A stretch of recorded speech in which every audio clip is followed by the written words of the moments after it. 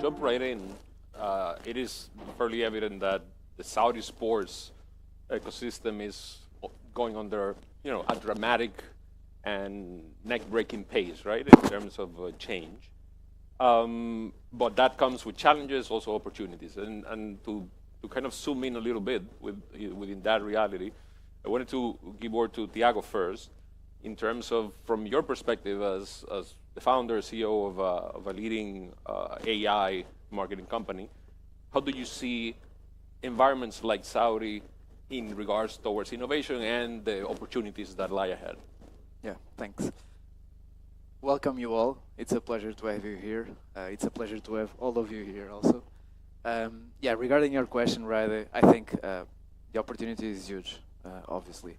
So when we think about an AI company, I think that the first thing that we need to do is to explain what an AI company is doing, because AI is a very broad thing. So in our case, we are using predictive analysis to analyze behavior, to analyze data, to find patterns, identify people that are more likely to buy certain types of products. So when you think on the Vision 2030, when you think on the bid for 2034, you think on opportunity. You think on creating this, I would say, this logic of bringing foreigner people to Saudi to enjoy what is being done here, but also thinking about the younger audiences, the grassroots, creating this logic, okay, let's engage with football.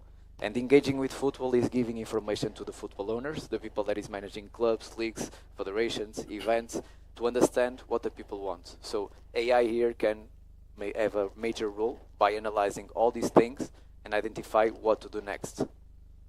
Okay, and to go in that train in terms of what happens from the local reality, Paul, you're leading marketing at Etihad, right? So in regards to the club strategy and how you engage, how do you approach both the momentum in the market and the use of technology such as AI? So firstly, Assalamu alaikum, and thank you very much to the World Football Summit for having me here today. Also, thank you, Tiago, for inviting me along today. So in terms of kind of some of the I suppose starting with maybe the main kind of challenges that we've seen at the club, and particularly I encountered it during the early stages of my journey.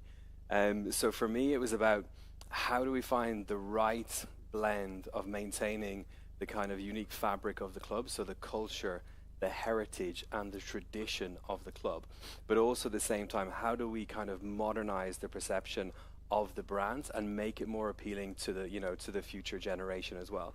So Al Ittihad is the oldest club in the country. It was born 97 years ago, which is actually the same year as AS Roma as well. So with that, there's a huge amount of kind of legacy and tradition. So for us, kind of the opportunity is really about how do we kind of maintain that and keep it deeply kind of integral to the DNA and the fabric of the club, whilst at the same time ensuring that we modernize the perception of the brand and we adopt global kind of best practices. Other kind of opportunities that I see within the market would definitely be around sports tourism.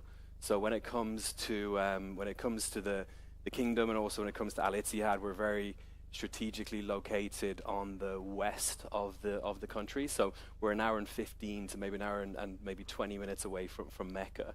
So every year, nearly 50 million visitors attend Mecca for Hajj and also for Umrah as well. So with that, we see a massive opportunity to really go after this segment through kind of packages around kind of merchandise, membership, and also kind of match day experience as well, and bring these potential fans into the funnel, convert them, and ideally kind of build loyalty long term. Okay. And Yousef, from a local leading platform, I would say, of engaging and interacting and transacting in the end with fans, how do you see this moment and how WeBook can actually or is actually supporting the sports and entertainment industry now? أول شيء السلام عليكم الحضور الكرام يعطيكم العافية. Actually, Al-Ittihad is one of our clients, and we're happy and proudly supporting them.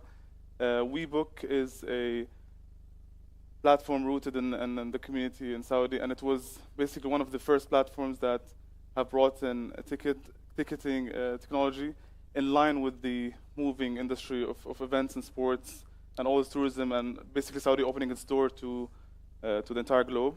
So we've been supporting this sector in different ways by building bespoke platform and technology solutions that cater to the true fans of Saudi. Because fans in Saudi are they have different expectations. They're purely digital.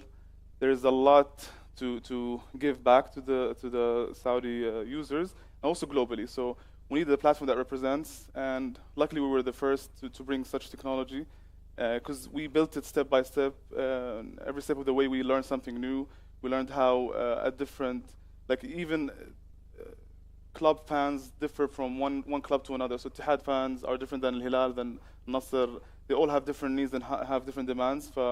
This is something that we've built with strong understanding of the local market, and basically it's supported the growth, and you can see that the SPL is becoming a league that is global. It has fans from all over the world. It's heavily pushed the KPIs for the kingdom. Like you have fans coming to see Cristiano, Karim Benzema, and from different parts of the world. But having a platform that is ready to host all these audiences and very enthusiastic fans, I would say, from all over the world, is not an easy challenge. You needed a platform that scales. You needed a platform that, when you list a match for Cristiano Ronaldo, it will hold its traffic, doesn't crash. But these are all the challenges that we have taken on, and then it doesn't end there. So we have our partners to support with data. So our partners need to make decisions based on data that we acquire from different parts of the world. So they need to know deep behavioral analysis on how their audiences makes the decision to purchase, how frequent they are, what's their loyalty. All these metrics are captured firsthand in WeBook as a platform, and then handed over in terms of insights, so that more business decisions can be done with ease, with more, let's say, openness, and like you have confidence in the decision that you're making. So WeBook has that stance. And again, we know that WeBook is one of the platforms, and it's basically the central platform now. So data is centralized. So with some sort of the data layer that we have and protection on it, we can provide insights from, like, collectively from all the different events, not just sports, but also how the entertainment seekers, musical concerts, for example, do decision purchases and like interact with our platform. So all that data can be collated and given in terms of insights to our partners. This is basically the grounds that we've been helping our partners in Saudi to. Excellent. Excellent. Sounds good. And Miguel, for you, this doesn't sound new. I mean, the globalization process of La Liga and its clubs like Villarreal has been ongoing over the last decade, I would say. What are the lessons that you think, from your perspective and your experience with Villarreal and what other clubs in La Liga do as well, the Saudi ecosystem can actually learn and pick up in terms of actually making an effective global strategy so that international appeal continues to grow over time? Thanks, Rayde. Good morning, everyone, and thank you so much, World Football Summit and Fulvenia, to having our club here. It's a big honor. Regarding the question, it's true that the Saudi League has been incredible the last couple of years with acquiring incredible players. So I think it's impossible to give any advice or lesson, because they are growing a lot in a few times. Probably the only challenge is being to get this growth sustainable in long-term vision. So they are right now a top league for sure, and only it's a matter of time, obviously ahead of 2034, to keep working and to maintain the level, because it's really well at the moment. I mean, and to continue with you, Miguel, evidently growth, sustainability, it's in sports, especially, and football particularly, it's predicated on deep fan engagement. And for that, nowadays, in 2024 and the years to come, technology and innovation, it's basically that's the not so secret sauce of that process, right? So from the Villarreal perspective, how you have embraced and visualizing innovation and implementing, technology into your everyday business? Yeah, first of all, we are working really hard the last 2 years ago in order to in a data technology project, because the first step is gathering as better as possible the data of your fans. All the sports organizations have an incredible number of touch points. Sometimes it's on physical, sometimes it's on digital. So first of all, you need to align and to gather as better as possible this data. After, for example, we have a use case with our partners of Full Venue.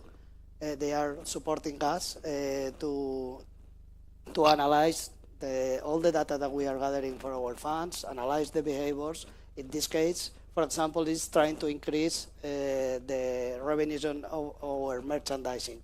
But first of all, you need improve the knowledge of your fans, because you need to create the best segmentation as possible. You need to personalize different offers in different products. But to arrive at this point, you need, first of all, to start to gather as better as possible all the data of your fans. Yeah.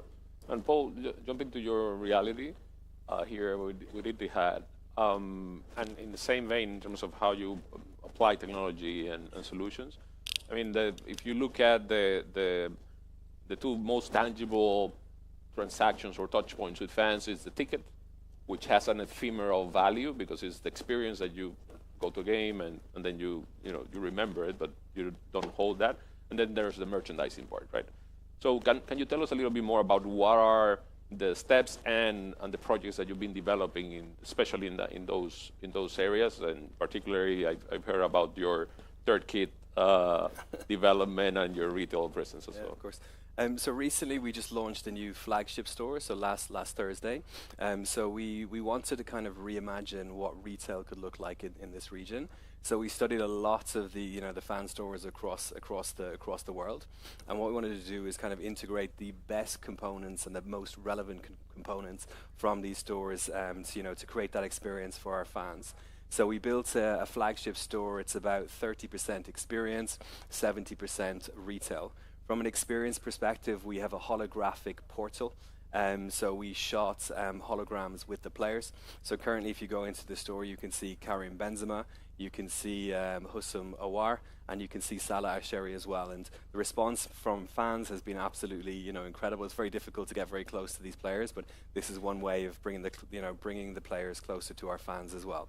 So that's one element. We also look to create locker room concepts within the store as well. They're just great kind of moments for content creation. We also have a history wall in the store. I spoke earlier about the importance of the rich culture and heritage of this fantastic club as well. So the fans are very, very proud of that. So when you go into the wall, you can see a big history wall from where we started in 1927 to the journey and where we are at the moment. We also have a replica of the Asian Cup in there as well, which again is a really nice moment for fans. On top of that, we have customization, a huge customization station with 5 printers in there. We also offer free customization to our members in terms of customizing their Air Force Ones or customizing their jerseys as well. So it's been a real hit with fans, and we had a great start across the weekend. Secondly, moving on to the new jerseys. So when it came to our jerseys for this season, we had very strong concepts for home and away. And the third concept that we had, we weren't overly happy with it. So we really kind of challenged ourselves to just really push the boundaries in terms of creativity and innovation. One of the key focuses that we have is really around driving recruitments of Gen Zs into the club and becoming more relevant to the future fans, if you like.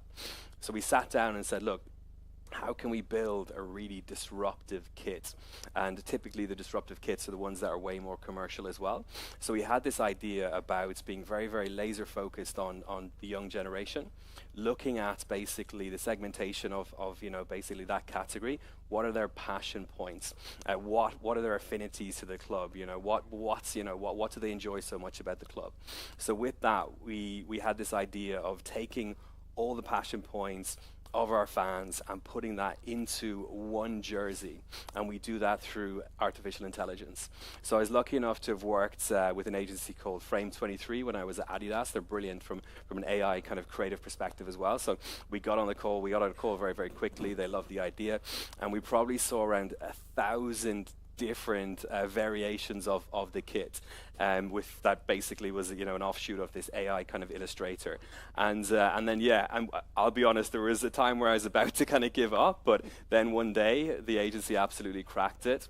We saw the designs and we absolutely loved it. I've got it here with me today as well, so I'm going to give it a little bit of a plug. We launched actually last week as well. So on the kit, we integrated like key kind of basically key elements from the club that the fans are really proud of. So what they've told us that they love football, but they also love the world of esports as well. So we wanted to create a jersey that was very much focused on tech and esports as well.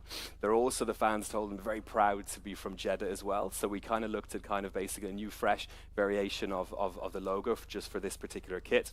And then what you can see is there's an integration of the tiger. The tiger is our mascot, and the fans absolutely love it. So I don't know if you can see closely at the bottom of it, you can actually see the tiger face as well. And rather, this is my gift to you. I didn't realize you're about 6'4", so you might be a tight squeeze. So I'm going to give it to you. I only wish I was 6'4". I'll tell you that. Thank you.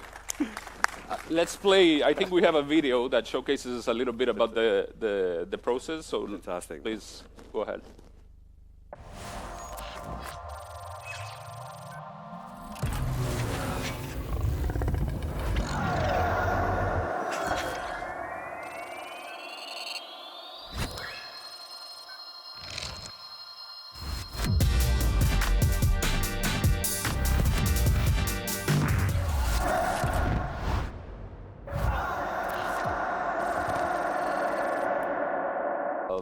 I think the guys, you can actually give us even more knowledge in terms of potential applications of AI.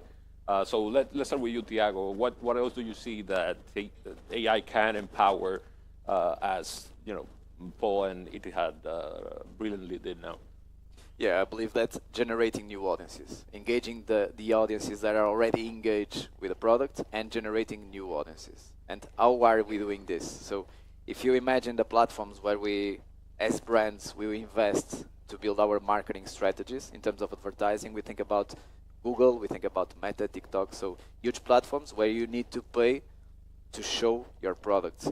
So if you think that the market is getting full, all the brands are paying to show their advertising, you need to think that you need to target to your specific audience. So how can you do this? You need to analyze the audience that you are creating. So, and we have WeBook here.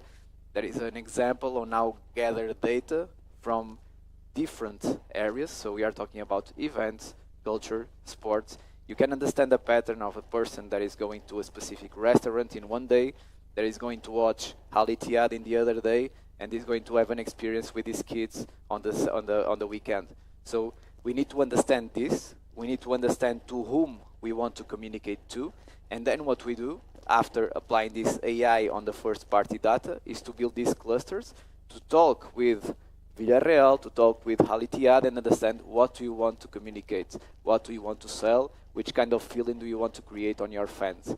And after understanding this, build this cluster, use this cluster to go to these advertising platforms, and not only, if we have an app, it is the case of WeBook, we can launch, for example, push notifications directly and achieve the right audience at the right time, spending less money. So if we think about advertising in this case, in terms of, let's talk technically, in terms of technical aspects, every time you pay, let's talk in dollars, $100 to advertise, you are going to spend your money depending on the times that the people are watching the ad or clicking in the ad.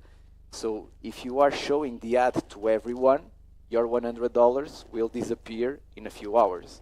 If you are only showing the ad to the people that your AI identify that wants to see the content, you will have the ad more hours and you will convert more at a lower cost. So this is an example, a clear example on how AI can help.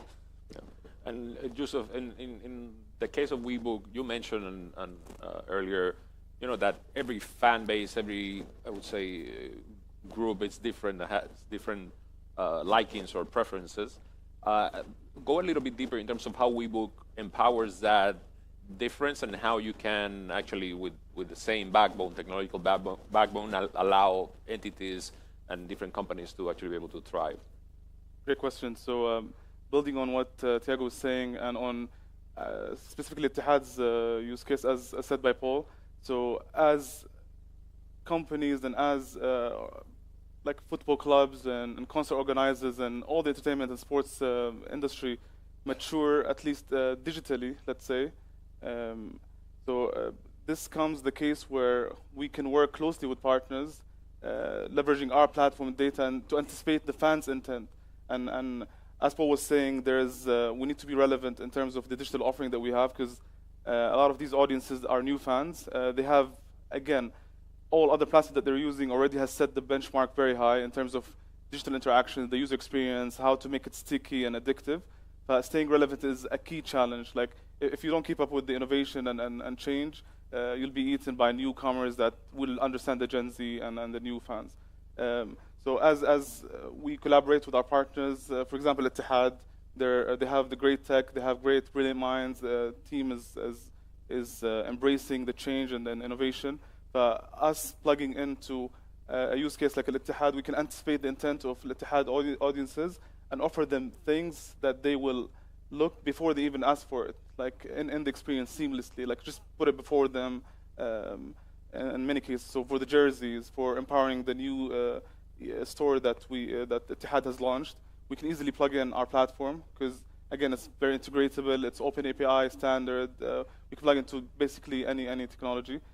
We can feed that data into the platform and have some sort of an integration where the fans can be moved into buying the retail or the experiences that the Ittihad newly launched store provides. So this is one of the examples. And then other fronts that we have combated perfectly, I would say up to we got down to 0%, is the anti-black market and the scalpers. And this is a global challenge. Like all companies around the world are trying massively and investing heavily into eliminating black market to give true fans that really look forward to cheering for their team and attending the match in person, they want to get a chance. And they want to get it fairly. Like, football is supposed to be an accessible sport for every kind of audiences, no matter what their background is, no matter how wealthy or what their income is. It needs to be accessible. So one example with WeBook is that we've eliminated completely the black market, starting with the football clubs. Al-Ittihad was one of the participating initiatives where we have utilized deep learning and AI models that we have built in-house with our team. And we've also dedicated an operational team for specifically to anti-fraud. And they're basically monitoring all the transactions and building a model that learned the scalper's behavior, I would say. And we've successfully canceled hundreds of thousands of tickets. And they were back to the market, to the primary market, where people can actually get a chance to attend. And we block these accounts, and they come back and continue, and we then do a preemptive exercise to block them before even trying to buy and try to scalp the market.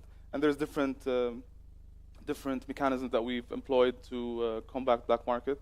But the way that the technology is built is not based on a PDF anymore. And if you guys have used WeBook or are familiar with it, the QR comes dynamically into a non-fungible wallet that you can only transfer it to another WeBook application holder. But that transaction makes it basically easier for us to track and see where each ticket has gone and analyze every step of the way of what the behavior is. So we know, for example, if someone just bought tickets, that's a simple behavior, but if someone just bought tickets and has never checked in, we know that this is scalper behavior. But that's one of the intent. And if they're accessing multiple accounts into one IP, that's another behavior. So we've compiled all these, and now we have solid, accurate formula to identifying this behavior. And again, it's been thanked by the clubs. They've appreciated it. We've truly given the fans a fair chance, into accessing all these great matches that are on a global scale. And the other point is, we know that black market will continue to happen, and it's an industry that's happening globally. We've enabled a secondary market on WeBook itself that is moderated by us, monitored by us, and it's priced fairly by us. So we control the pricing. We don't go beyond ridiculous pricing. It's all controlled and monitored by WeBook, and that's strengthening our commitment to giving the fans a true chance to get a ticket attend the match, and then continue doing other things. Okay. Oh, interesting.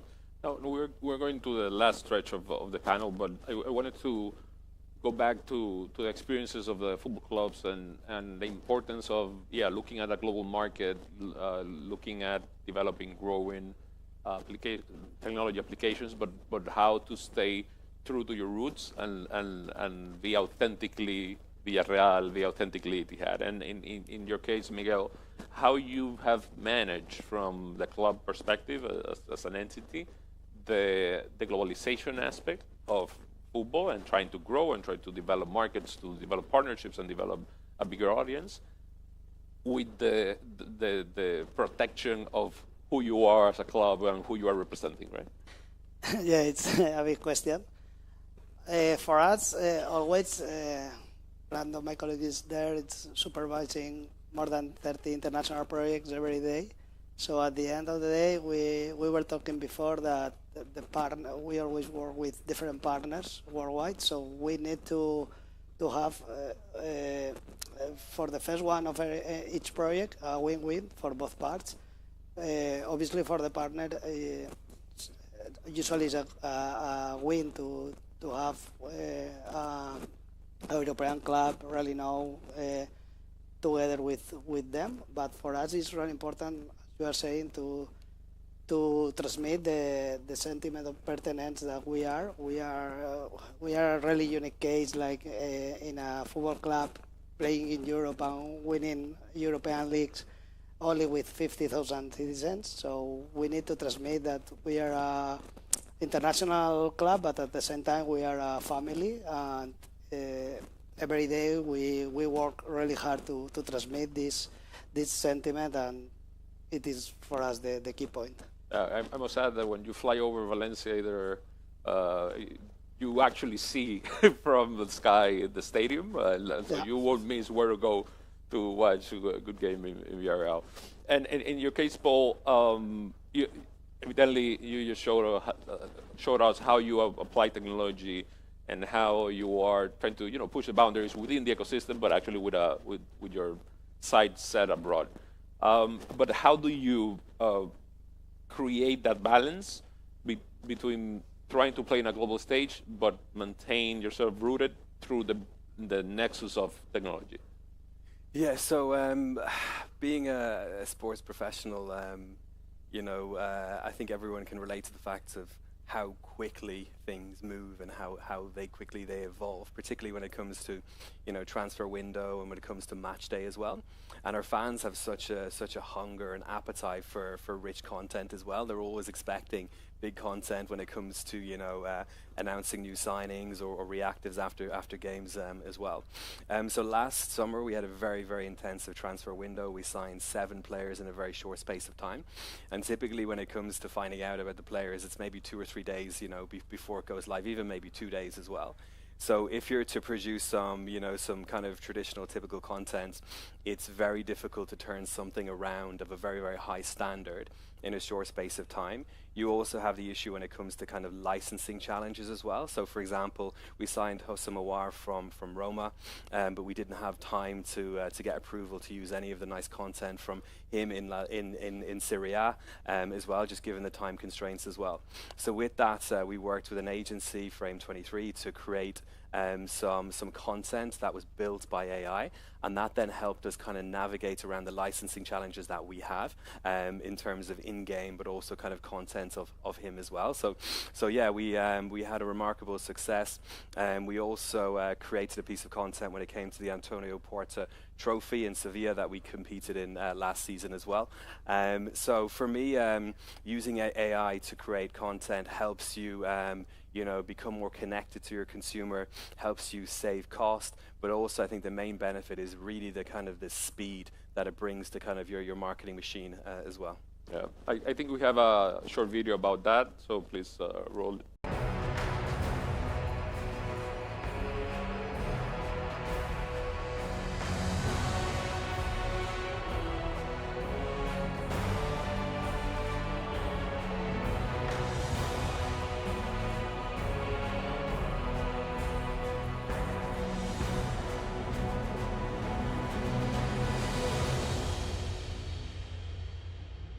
And to close off, I want to give the floor to Tiago so he can kind of in a nutshell leave us a couple of guiding principles in terms of how technology is going to accelerate transformation in general, how AI technology specifically will do so, both in the global stage, but specifically for a market like Saudi. So, Tiago. Yeah, I would start to say that technology is doing nothing alone. So before thinking in technology, we need to think on what we want. In this case, and talking about Saudi, we want to have, for example, our stadiums full venues.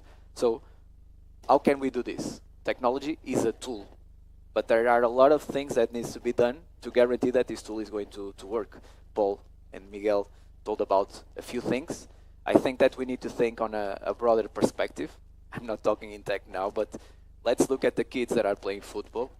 Let's look at the Saudi players that are playing in the Saudi Pro League. But let's wonder about Saudi players that can play in my country, in Portugal, in Spain, in Italy, in the Premier League. If we have some kind of ambassadors representing Saudi and creating these dreams on the kids that are playing now in the grassroots with 10 years, 12 years, 15 years, we will start doing the work. At the same time, these kind of tools, technology, are going to help to develop this kind of politics and strategy. So for the next years, I think that one of the things that everybody wants is to bring people to the stadiums. So this is a goal, and this needs to be done by building a strategy. Building a strategy that can be based in tech, can be based on analyzing data, see the people that are watching the matches, see the people that are coming into Saudi to work, to live, that also likes football, likes basketball, likes to go to the cinema, and start building these strategies, empowering the internal teams, empowering the Saudi companies, working together with WeBook, working together with marketing teams, and deliver this kind of strategy that we, in our case, are doing across Europe, but with a vision in mind. So technology will do nothing alone, but to have a vision is ultra necessary. And I can give a short example. We are from Portugal. Portugal is a small country with a huge player, in this case, that plays here.